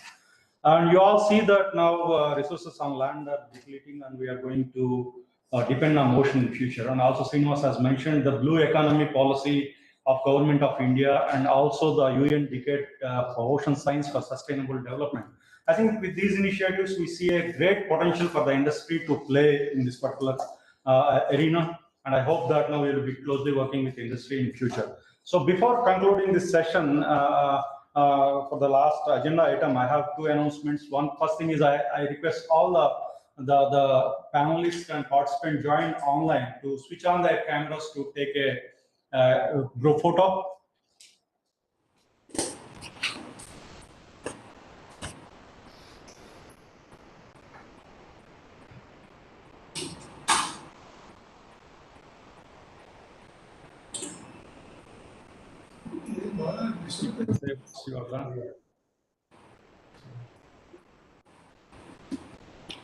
Zoom out.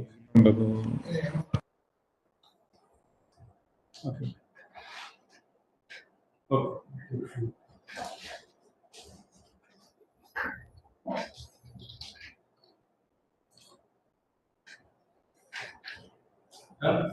Okay.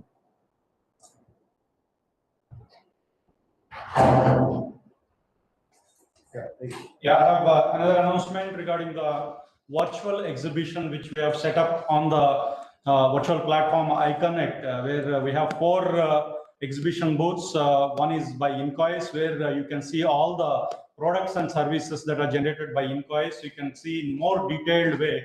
And we also have uploaded some brochures and videos. The audience who are interested and also the industry participants who are interested in looking into our activities, you can please visit the exhibition. It will be live till this iConnect event, and you can anytime you can get into the exhibition booth. And if you have any queries, please you can I think send this information from the booth itself, so our coordinators can provide the information.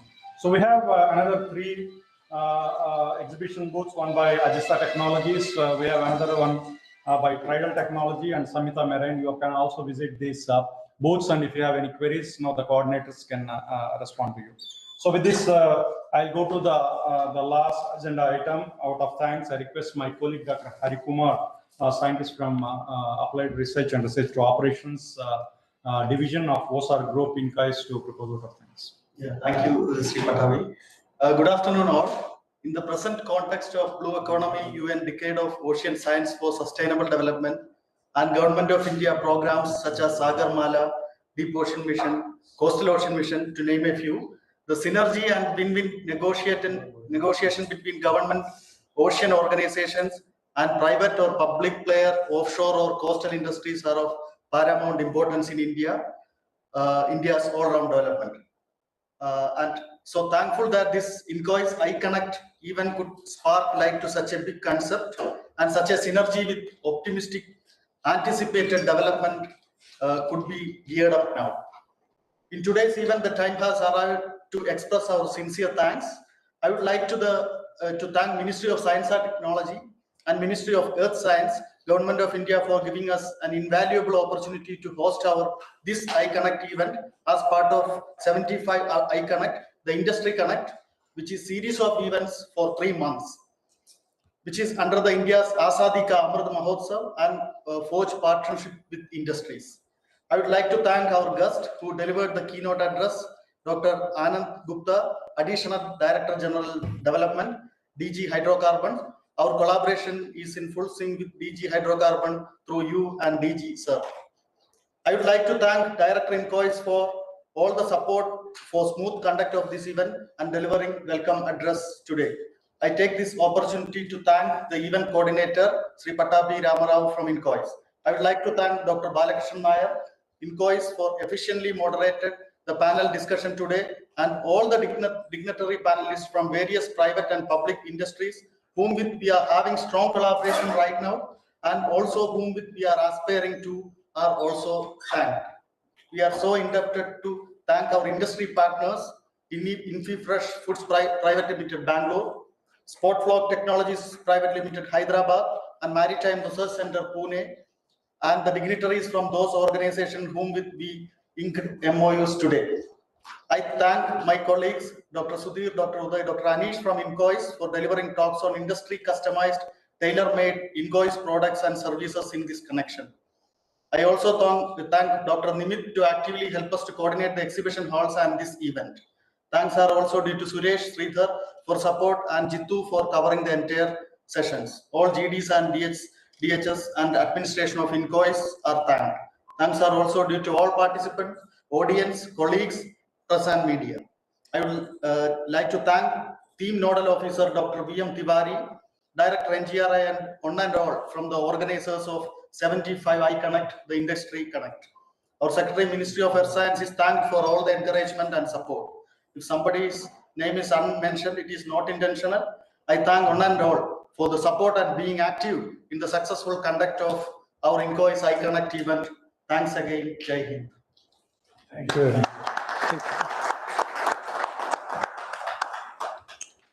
Thank you. Thank you all once again. And then we will certainly keep in touch over emails. Thank you very much. Thank you. Thank you, sir.